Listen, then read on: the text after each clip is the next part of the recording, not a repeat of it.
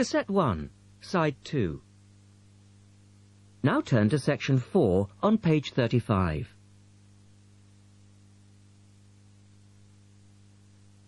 Test 1, Section 4. You will hear a lecturer talking about dust storms. First, you have some time to look at questions 31 to 36.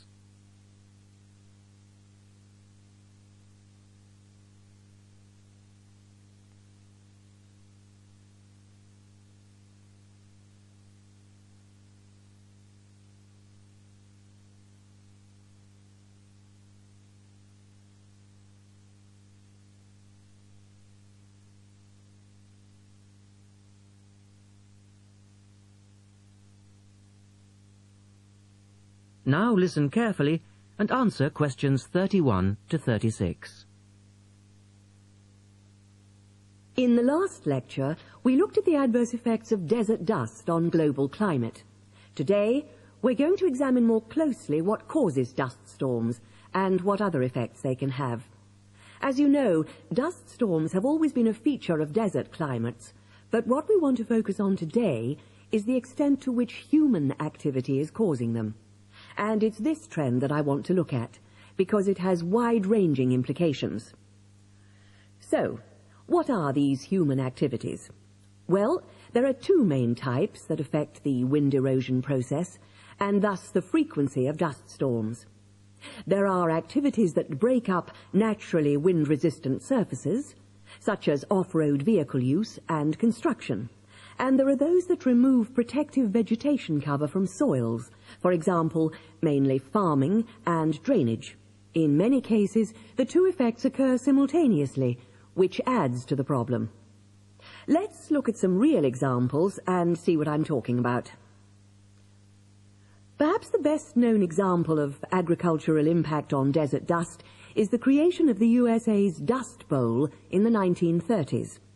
The dramatic rise in the number of dust storms during the latter part of that decade was the result of farmers mismanaging their land. In fact, choking dust storms became so commonplace that the decade became known as the Dirty 30s. Researchers observed a similar but more prolonged increase in dustiness in West Africa between the 1960s and the 1980s, when the frequency of the storms rose to 80 a year, and the dust was so thick that visibility was reduced to 1,000 meters. This was a hazard to pilots and road users.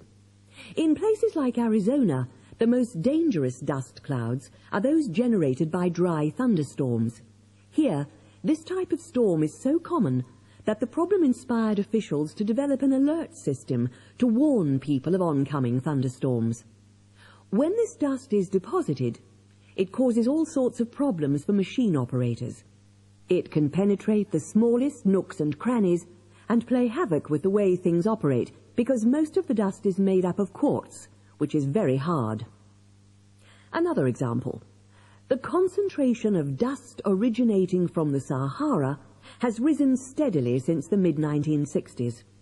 This increase in wind erosion has coincided with a prolonged drought, which has gripped the Sahara's southern fringe. Drought is commonly associated with an increase in dust-raising activity, but it's actually caused by low rainfall, which results in vegetation dying off. In the second part, the speaker talks about the drying up of the Aral Sea. Look at questions 37 to 40 and complete the flowchart. One of the foremost examples of modern human-induced environmental degradation is the drying up of the Aral Sea in Central Asia. Its ecological demise dates from the 1950s, when intensive irrigation began in the then Central Asian republics of the USSR. This produced a dramatic decline in the volume of water entering the sea from its two major tributaries. In 1960, the Aral Sea was the fourth largest lake in the world, but since that time it has lost 2/3 of its volume. Its surface area has halved, and its water level has dropped by more than 216 meters. A knock-on effect of this ecological disaster has been the release of significant new sources of wind-blown material as the water level has dropped. And the problems don't stop there. The salinity of the lake has increased so that it is now virtually the same as seawater. This means that the material that is blown from the dry bed of the Aral Sea is highly saline. Scientists believe it is adversely affecting crops around the sea because salts are toxic to plants. This shows that dust storms have numerous consequences beyond their effects on climate, both for the workings of environmental systems and for people living in drylands. That is the end of section 4. You now have half a minute to check your answers.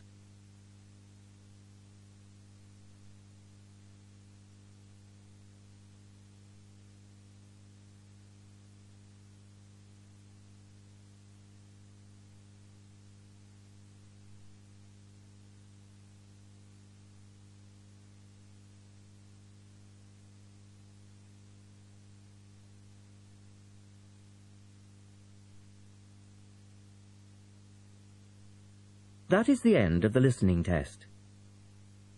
At the end of the real test, you will have 10 minutes to transfer your answers to the listening answer sheet.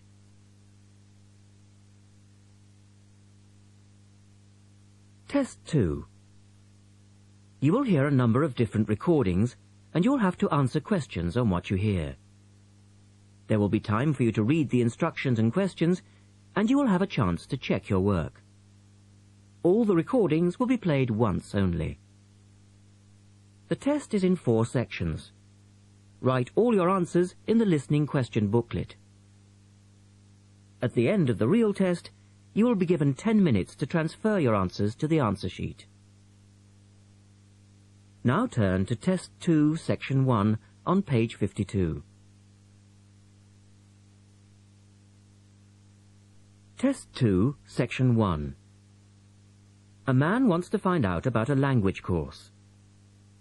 Listen to the conversation between the man and the woman and answer the questions. First, you have some time to look at questions 1 to 4.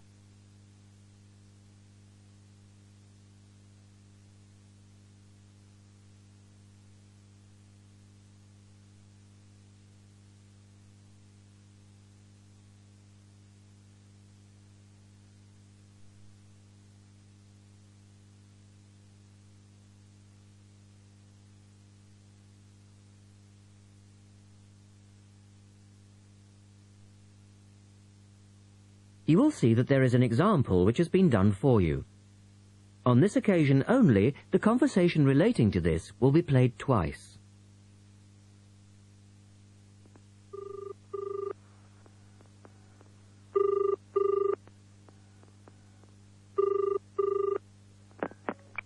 Good morning, University Language Centre. How can I help you? I'm interested in doing a language course. I did Mandarin last year, and now I'd like to do Japanese. The man says he would like to do a Japanese course, so the answer is C. Now we shall begin. You should answer the questions as you listen, because you will not hear the recording a second time. Listen carefully and answer questions 1 to 4.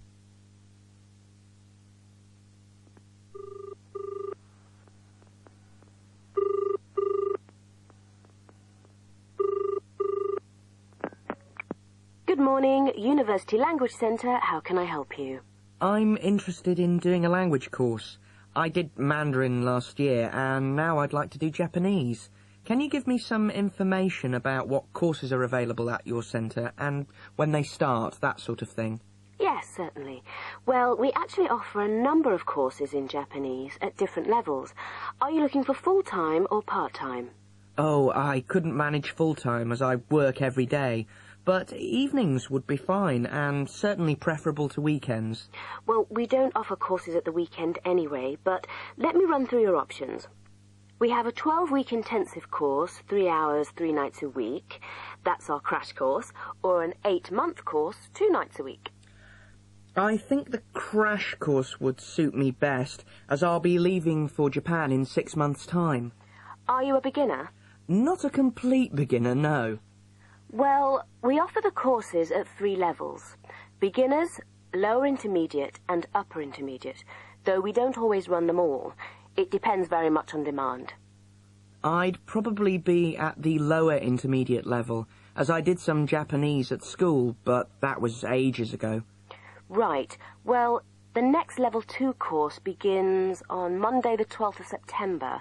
There are still some places on that one. Otherwise, you'd have to wait until January or March. No, I'd prefer the next course. The woman asks the man for some details about himself. Look at questions 5 to 10.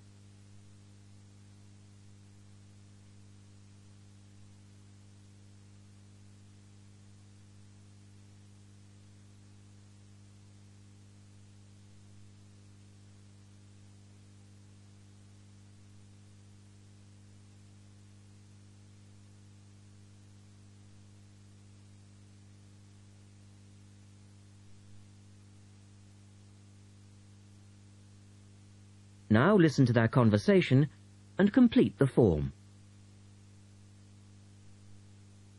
Right.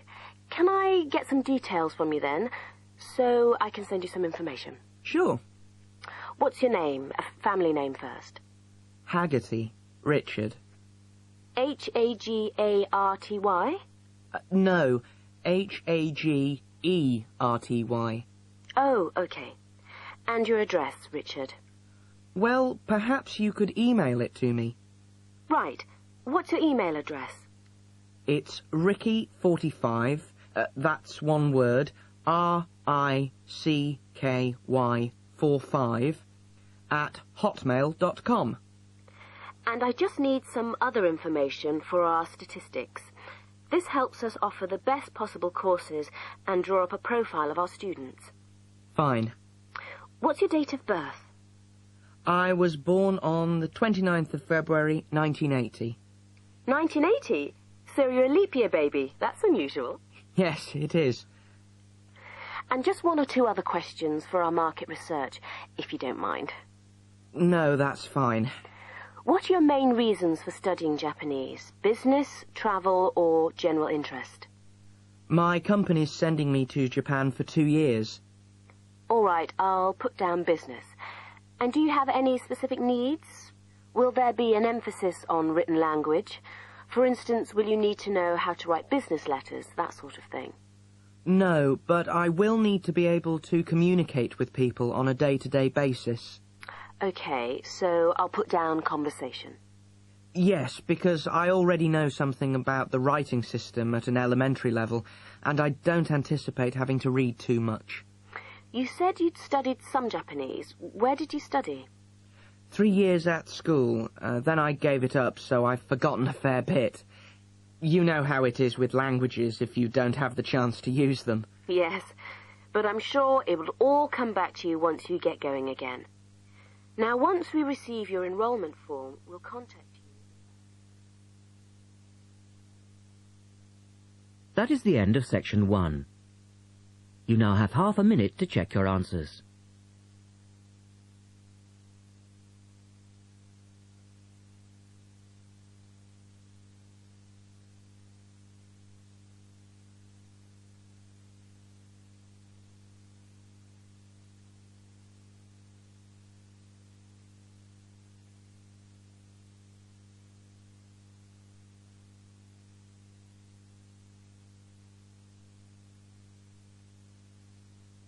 Now turn to section 2 on page 54.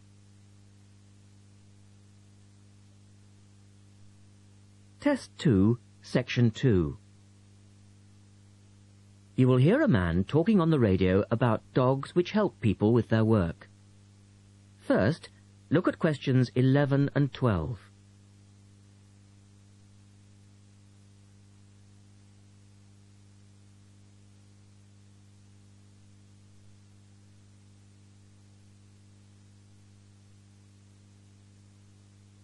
As you listen to the first part of the talk, answer questions 11 and 12.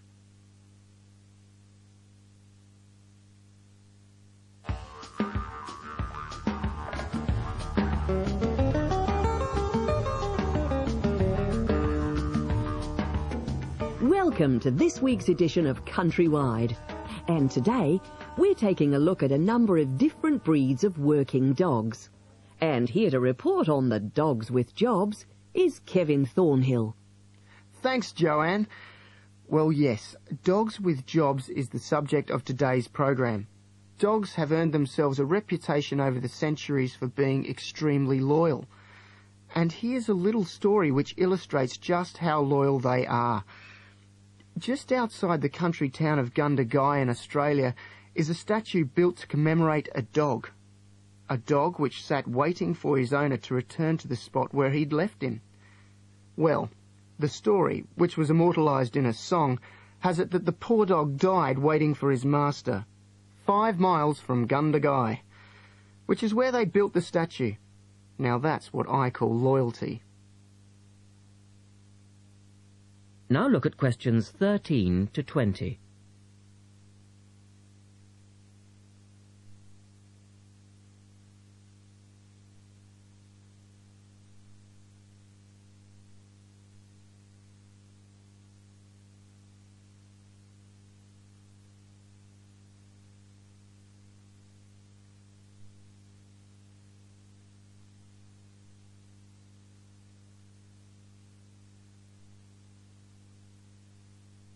As the talk continues, complete the table for questions 13 to 20.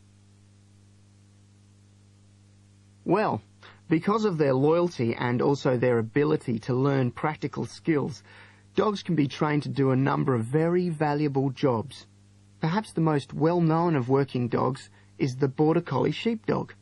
Sheepdogs which work in unison with their masters need to be smart and obedient, with a natural ability to herd sheep. Some farmers say that their dogs are so smart that they not only herd sheep, they can count them too. Another much-loved working dog is the guide dog, trained to work with the blind. Guide dogs, usually Labradors, need to be confident enough to lead their owner through traffic and crowds, but they must also be of a gentle nature. It costs a great deal of money to train a dog for this very valuable work, but the guide dog associations in the UK, America and Australia receive no government assistance, so all the money comes from donations. Another common breed of work dog is the German Shepherd. German Shepherds make excellent guard dogs and are also very appropriate as search and rescue dogs, working in disaster zones after earthquakes and avalanches. These dogs must be tough and courageous to cope with the arduous conditions of their work, and so that they can be sent anywhere in the world to assist in disaster relief operations, effective dogs and their trainers are now listed on an international database. When you arrive at an airport here, you may be greeted in the baggage hall by a detector dog, wearing a little red coat bearing the words "Quarantine." These dogs are trained to sniff out fresh fruit as well as meat and even live animals hidden in people's bags. In order to be effective, a good detector dog must have an enormous food drive. In other words, they must really love their food.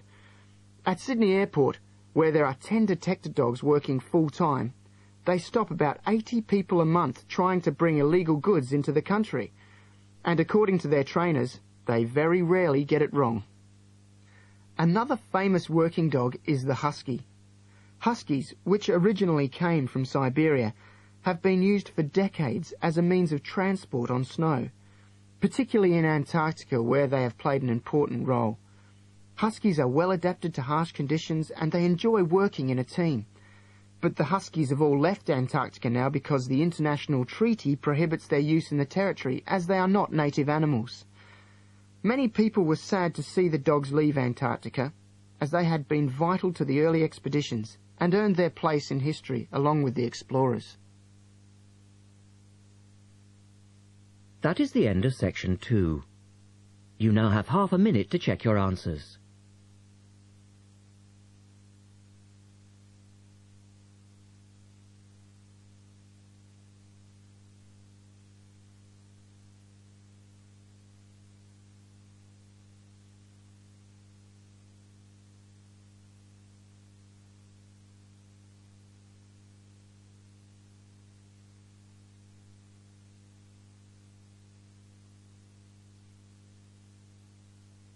Now turn to section 3 on page 55.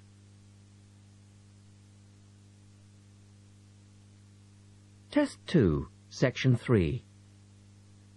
In this section, you will hear a discussion about a system of writing for the blind known as Braille. First, look at questions 21 to 23.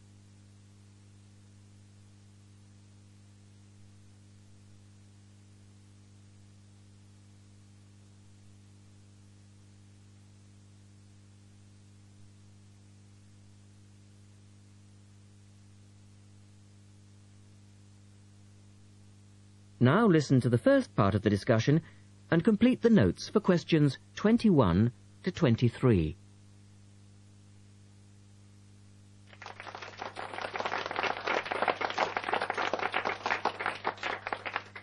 We're very pleased to welcome to our special interest group today Dr. Linda Graycar, who is from the City Institute for the Blind. Linda is going to talk to us about the system of writing for the blind known as Braille. Linda, welcome. Thank you. Now, we'd like to keep this session pretty informal, and I know Linda won't mind if members of the group want to ask questions as we go along. Well, let's start with an obvious one. What is Braille, and where does it get its name from? Well, as you said, Braille is a system of writing used by and for people who cannot see. It gets its name from the man who invented it, the Frenchman Louis Braille, who lived in the early 19th century. Was Louis Braille actually blind himself? Well, he wasn't born blind, but he lost his sight at the age of 3 as the result of an accident in his father's workshop. Louis Braille then went to Paris to the National Institute for Blind Children, and that's where he invented his writing system at the age of only 15 in 1824, while he was at the Institute. But he wasn't the first person to invent a system of touch reading for the blind, was he? No, another Frenchman had already come up with the idea of printing embossed letters that stood out from the paper, but this was very cumbersome and inefficient. Did Louis Braille base his system on the first one? No, not really. When he first went to Paris, he heard about a military system of writing using 12 dots. This was a system invented by an enterprising French army officer, and it was known as night writing. It wasn't meant for the blind, but rather for battle communications at night. That must have been fun. Look at questions 24 to 30.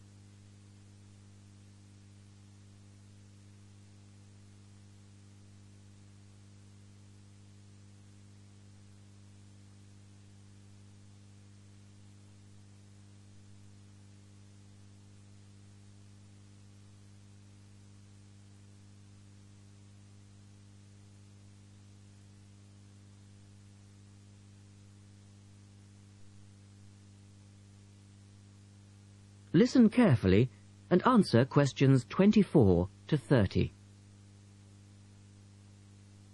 Anyway, Braille took this system as a starting point, but instead of using the 12 dots, which night writing used, he cut the number of dots in half and developed a 6-dot system. Can you give us a little more information about how it works? Well, it's a system of touch reading, which uses an arrangement of raised dots called a cell.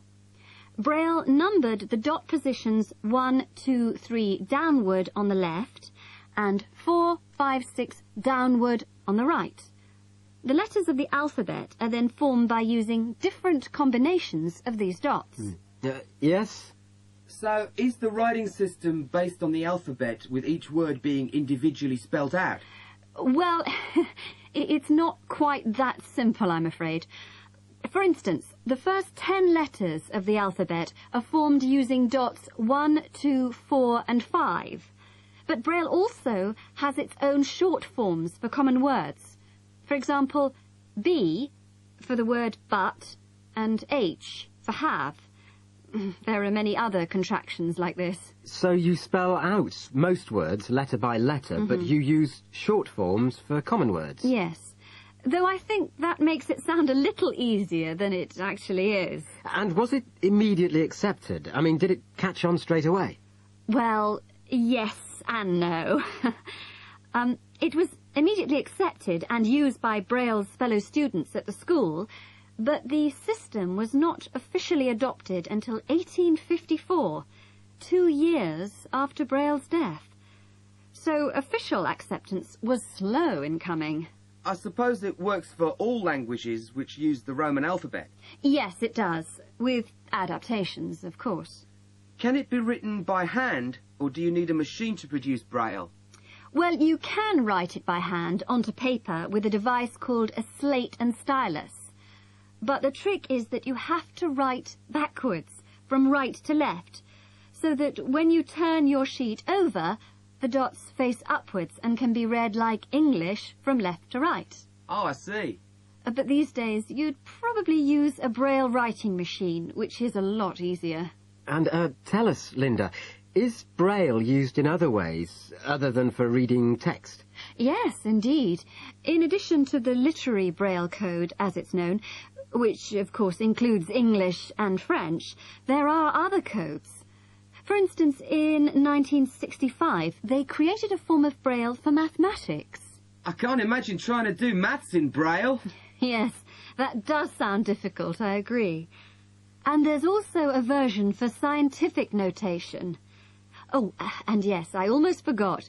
There is now a version for music notation as well. Well, thanks, Linda. That was most interesting. Now, does anyone have any last questions? Yes. Roughly how long does it take to learn to read Braille? Can you do it?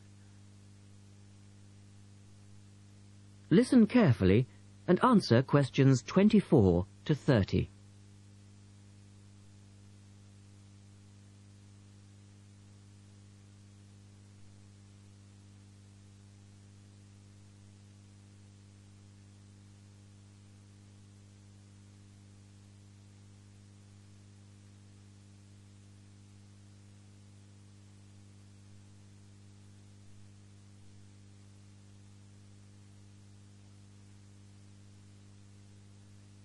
Now turn to section 4 on page 56.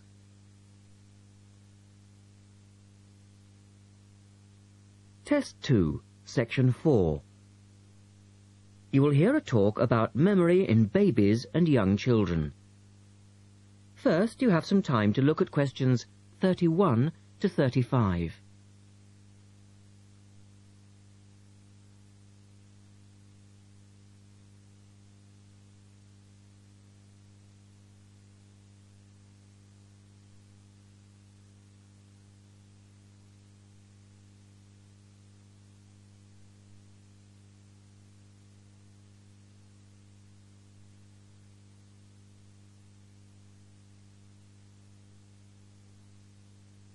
Now listen carefully and answer questions 31 to 35.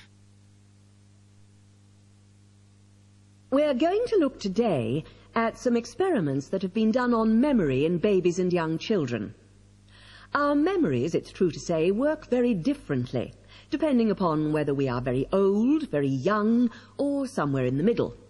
But when exactly do we start to remember things? And how much can we recall?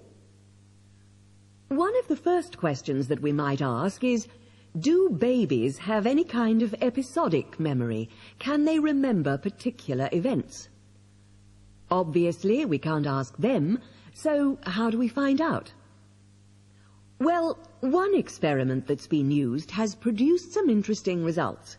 It's quite simple and involves a baby in its cot, a colourful mobile, and a piece of string. It works like this. If you suspend the mobile above the cot and connect the baby's foot to it with the string, the mobile will move every time the baby kicks. Now you can allow time for the baby to learn what happens and enjoy the activity. Then you remove the mobile for a time and reintroduce it sometime from 1 to 14 days later. If you look at this table of results, at the top 2 rows, you can see that what is observed shows that 2-month-old babies can remember the trick for up to 2 days, and 3-month-old babies for up to a fortnight. And although babies trained on one mobile will respond only if you use the familiar mobile, if you train them on a variety of colours and designs, they will happily respond to each one in turn. Now, looking at the third row on the table, you will see that when they learn to speak, babies as young as 21 months demonstrate an ability to remember events which happened several weeks earlier. And by the time they are 2, some children's memories will stretch back over 6 months, though their recall will be random, with little distinction between key events and trivial ones. And very few of these memories, if any, will survive into later life. So, we can conclude from this that even very tiny babies are capable of grasping and remembering a concept. Look at questions 36 to 40.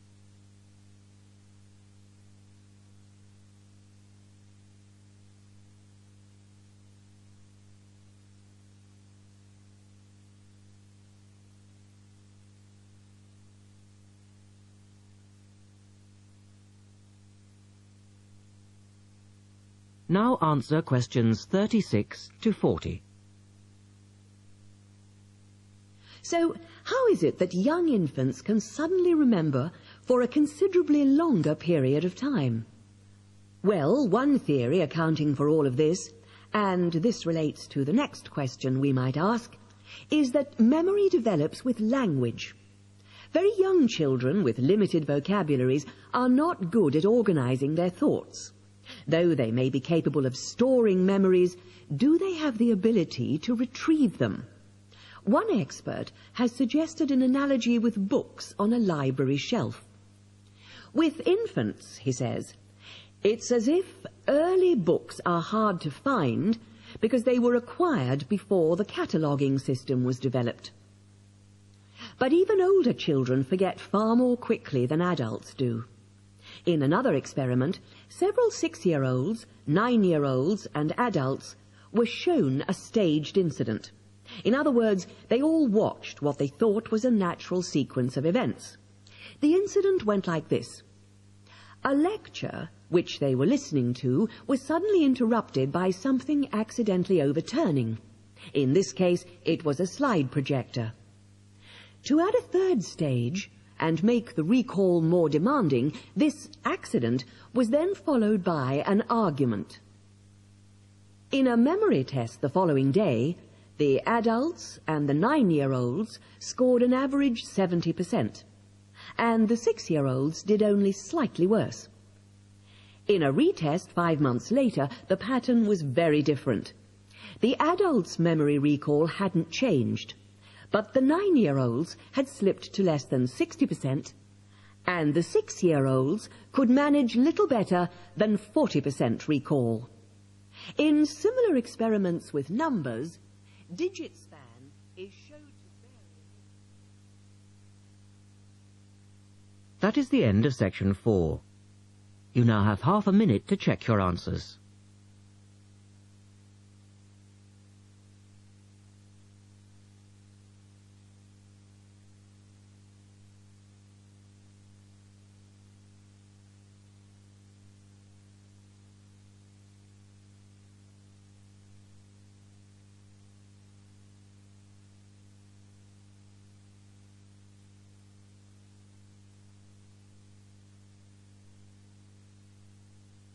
That is the end of the listening test.